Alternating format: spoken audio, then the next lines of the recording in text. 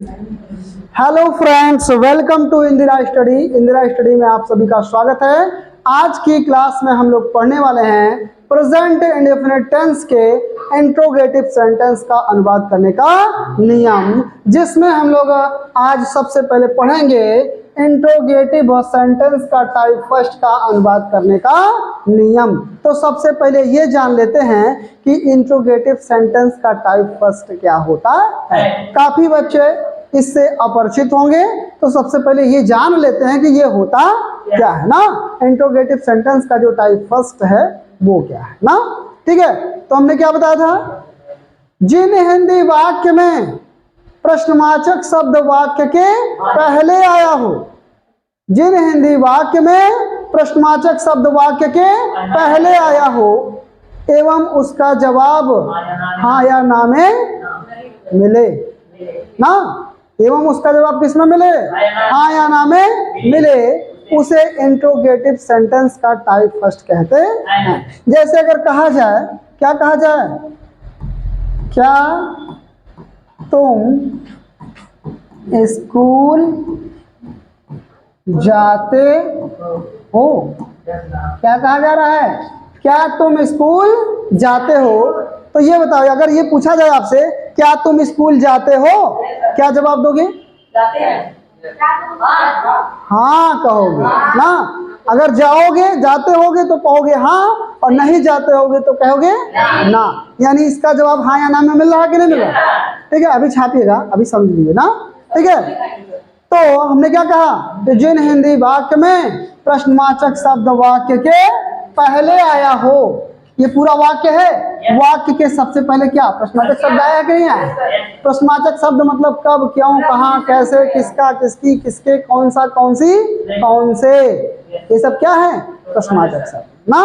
ठीक है, तो अगर ये सब वाक्य के क्या हो, पहले आया हो और उसका जवाब हाँ या ना में मिले, तो वो इंट्रोगेटिव सेंटेंस का टाइप फर्स्ट होगा। अगर है ऐसा तो होगा, नहीं तो नहीं होगा। ठीक है, चलिए, कभी कभी होता है कुछ प्रश्नवाचक शब्द वाक्य के पहले तो आ जाते हैं लेकिन उसका जवाब हाँ या ना में नहीं मिलता। जैसे अब कह दिया जाए, क्यों तुम रोती हो, क्यों तुम रोती हो। तो भाई ये बताओ, अगर हम पूछे क्यों तुम रोती हो तो क्या बताओगी, मार खाए हैं। हाँ हाँ, तुम बताओगी कि हम मार खाए हैं ना। तुम क्या बताओगी कि हम मार खाए हैं, या जो भी रीजन होगा, कोई हमारा कलम चुरा लिया ना, साइकिल चुरा लिया ना, जो भी रीजन होगा बताओगे ना, बताओगी, यही तो बताओगी हाँ, कि किस कारण से रो रही हो ना। ऐसा तो कहोगे नहीं। अगर कोई पूछेगा क्यों तुम रोती हो, कहोगी हाँ, कहोगी ना, जवाब मिलेगा उसको। अगर कोई पूछ रहा हो कि क्यों तुम रोती हो या क्यों तुम रो रही हो, अगर कहोगी हाँ, तो फिर वो पूछेगा क्यों तुम रो रही हो, कहोगी हाँ। अगर पगले उगले का, हम पूछ रहे हैं क्यों तुम रो रही हो, कह रही हाँ। लग रहा है समझी नहीं रही ना, समझे नहीं समझे, समझ में आ रहा है। तो यानी अगर जवाब हाँ या ना में मिलेगा तो टाइप फर्स्ट होगा, और जवाब हाँ या ना में नहीं मिले तो टाइप फर्स्ट नहीं होगा, तो वो टाइप सेकंड हो जाएगा। तब क्या हो जाएगा, तो इसका जवाब हाँ या ना में मिल रहा है, नहीं मिल रहा है ना। इसका बताना पड़ेगा, रीजन बताना पड़ेगा कि क्यों ना। ठीक है, तो ये टाइप फर्स्ट नहीं है। टाइप फर्स्ट सबको समझ में आ गया, हाँ बोलो भाई, आया समझ में, डाउट तो नहीं है। अगर कोई डाउट हो तो बताइए। ठीक है, हमने कैटेगराइज देखिए टाइप फर्स्ट टाइप सेकंड इसलिए कर दिया है आपको समझने में सुविधा होगी। और जो लोग ये सब नहीं पढ़े हैं तो पिछला वीडियो देख लीजिएगा, उसमें सब कुछ क्लियर हो जाएगा ना। सेंटेंस, जिसमें हमने किसके बारे में बताया है, सेंटेंस के बारे में, वाक्य के बारे में बताया हुआ है। ठीक है ना, चले चले आगे। अच्छा, तो समझ में आ गया ना टाइप फर्स्ट। तो टाइप फर्स्ट का अनुवाद करने का अब नियम पढ़ लेते हैं ना। टाइप फर्स्ट का क्या पढ़ लें, अनुवाद करने का नियम। तो चलिए देखते हैं कि टाइप फर्स्ट का अनुवाद करने का नियम क्या है ना। तो क्या वही चीज, सबसे पहले क्या लिखेंगे, इसमें सबसे पहले सहायक क्रिया लिखेंगे ना। सबसे पहले क्या लिखेंगे, सहायक क्रिया ना। तो लिखेंगे, क्या लिखेंगे, सबसे पहले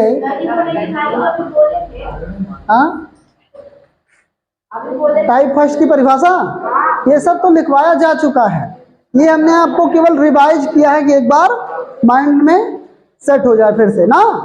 अब हाँ ये सब लिखवाया जा चुका है, सब लिखवाया जा चुका है, ठीक है। चले ध्यान से सुनिए अभी ना, चले फिर से वीडियो बना के हम डाल देंगे, उसको देख लीजिएगा ना, ठीक है। हाँ बिल्कुल, तो हमने क्या कहा, सबसे पहले सहायक क्रिया की अंग्रेजी, बात नहीं सुनिए ध्यान से, इधर लिखिए, लिखते चलिए। सबसे पहले सहायक क्रिया की अंग्रेजी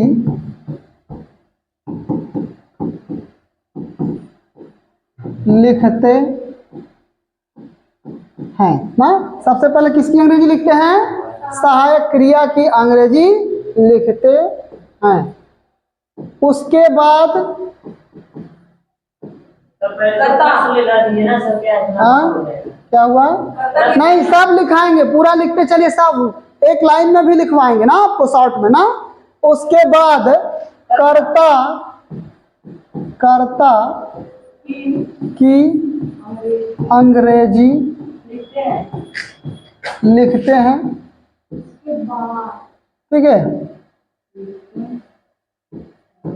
हो गया। किसकी अंग्रेजी, कर्ता की अंग्रेजी। इसके बाद मुख्य क्रिया का, ठीक है। चले एक मिनट,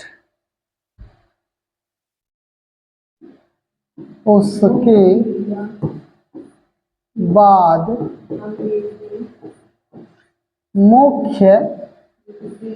मुख्य क्रिया का फर्स्ट फॉर्म लिखते हैं, पूरा लिखिएगा। उसके बाद मुख्य क्रिया ना, मुख्य क्रिया का फर्स्ट फॉर्म, मुख्य क्रिया का फर्स्ट फॉर्म लिखते हैं, मुख्य क्रिया का फर्स्ट फॉर्म लिखते हैं। उसके बाद कर्म की अंग्रेजी लिखते हैं,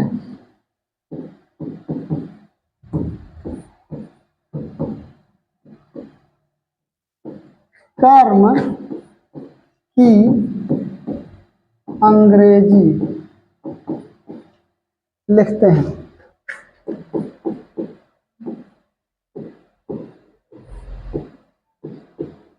क्या लिखते हैं, कर्म की अंग्रेजी। तो भाई जब कर्म हो गया तो उसके बाद क्या बचेगा, नहीं फुल स्टॉप नहीं, प्रश्नवाचक चिन्ह। क्या, उसके बाद प्रश्नवाचक चिन्ह लगाते हैं। उसके बाद प्रश्नवाचक चिन्ह लगाते हैं, ठीक है। उसके बाद क्या लगाते हैं, अच्छा प्रश्नवाचक चिन्ह जहां लिखे हो कोष्टक में इसे बना भी लेना, अरे बना लिया हाँ। जहां प्रश्नवाचक चिन्ह लिखे हो वहां कोष्टक में चिन्ह इसे बना लीजिएगा ना, ये चिन्ह लगाते हैं ना, ठीक है। अब इसी को एक लाइन में संक्षिप्त में कैसे लिखेंगे ना, इसी को, इस पूरे इतने बड़े रूल को एक लाइन में संक्षिप्त में कैसे जानेंगे। सबसे पहले क्या, प्रश्न, सबसे पहले क्या, सहायक क्रिया, सहायक क्रिया प्लस कर्ता प्लस मुख्य क्रिया का फर्स्ट फॉर्म, क्रम नहीं कर्म, प्लस कर्म, क्या, कर्म, मुख्य क्रिया का फर्स्ट फॉर्म प्लस कर्म। उसके बाद प्रश्नवाचक चिन्ह। समझ गए, इस पूरे नियम को हमने एक लाइन में संक्षिप्तीकरण कर दिया, एक लाइन में संक्षिप्त रूप से लिख दिया ना, ठीक है। चलिए तो ये पूरा छाप लीजिएगा रूल, इसके बाद आगे चलते हैं ना।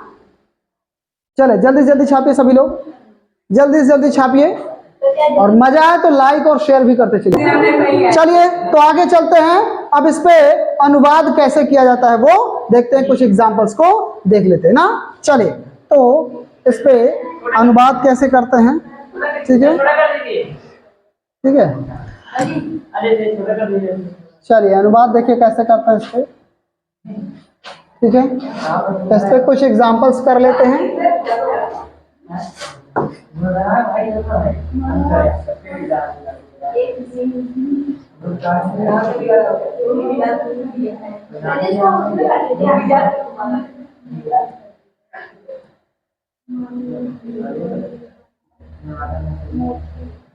चलो ठीक है ना। चले तो ये आपको रूल दिख ही रहा है, तो लिखिएगा क्या तुम बाजार जाते हो ना। क्या है देखिए बता रहे हैं, क्या तुम बाजार जाते ठीक है ना। चले तो ध्यान से सुनिए, पहले मैं 2-3 एग्जांपल करवा रहा हूं, उसके बाद आपको दिया जाएगा और आप लोग लगाएंगे, ठीक ना। चले तो क्या तुम बाजार जाते हो, तो इसमें कुछ नहीं, रूल देखिए। सबसे पहले क्या लिखते हैं भाई, इसमें क्या की अंग्रेजी नहीं लिखा जाएगा, यानी प्रश्नवाचक शब्द की अंग्रेजी नहीं लिखा जाता ना। तो सबसे पहले क्या लिखेंगे, सहायक क्रिया की अंग्रेजी। तो सहायक क्रिया किसके अनुसार, कर्ता के अनुसार चुनेंगे ना। सहायक क्रिया किसके अनुसार चुनेंगे, सहायक क्रिया डू या डज ही तो लगता है।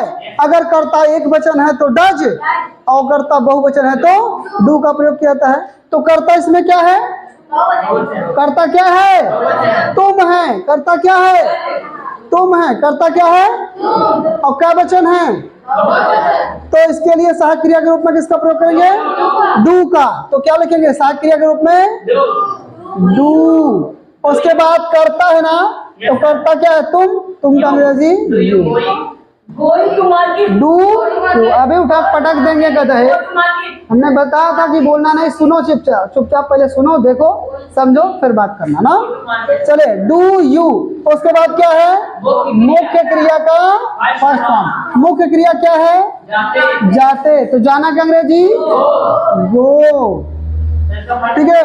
Do you go, first form यही तो है, ठीक। चलिए अब इसके बाद क्या लिखते हैं, कर्म की अंग्रेजी। तो कर्म क्या है इसमें, बाजार। क्योंकि देखिए अलग होना प्रतीत हो रहा है, इसलिए गो के बाद क्या लगाएंगे, टू। हमने बताया था अगर अलग होना या जुड़ना प्रतीत हो तो टू का प्रयोग करते। तो ये टू हो गया। उसके बाद क्या,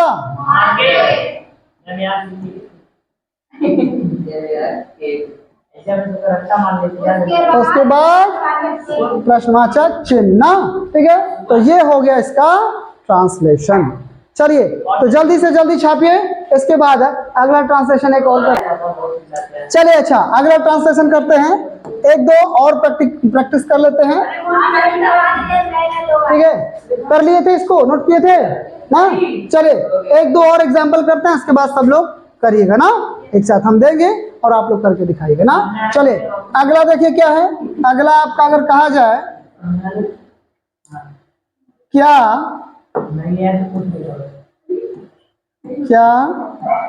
वे लोग क्रिकेट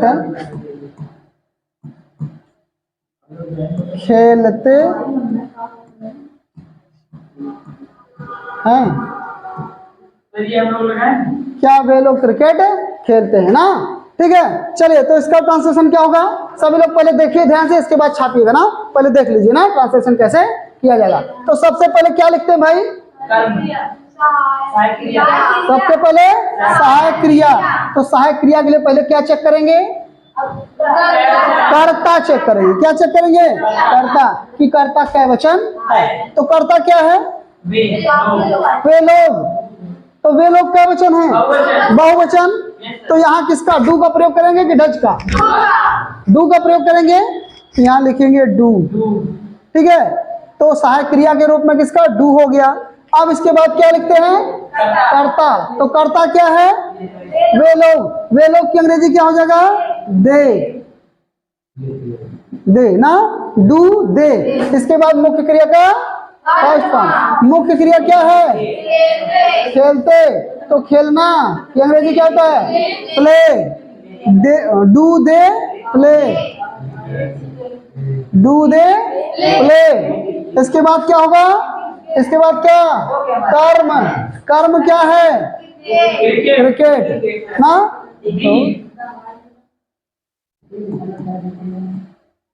क्रिकेट, ठीक है। Do they play cricket. इसके बाद क्या और कुछ बचा है? और कुछ नहीं बचा। इसके बाद प्रश्नवाचक चिन्ह। तो ये होगा इसका सही अनुवाद। चलिए तो सभी लोग फटाफट छापिए। इसके बाद हम एक ट्रांसलेशन दे रहे हैं, उसको करके दिखाइएगा। जल्दी से जल्दी छापिए। चलिए तो सभी लोग एक ट्रांसलेशन करके दिखाइए। चलिए तो ट्रांसलेशन आपका क्या है? अगर ये कहा जाए, क्या तुम रात में सोते हो? क्या तुम रात में सोते हो? ठीक है, बताए भाई, क्या तुम रात में सोते हो? तो इसका क्या होगा? स्लीप नहीं, स्लीप होता है, स्लीप नहीं, स्लीप ना। तो क्या होगा इसका? चलिए तो प्रवीण और सत्यम का जवाब आ रहा है कि डू यू स्लीप।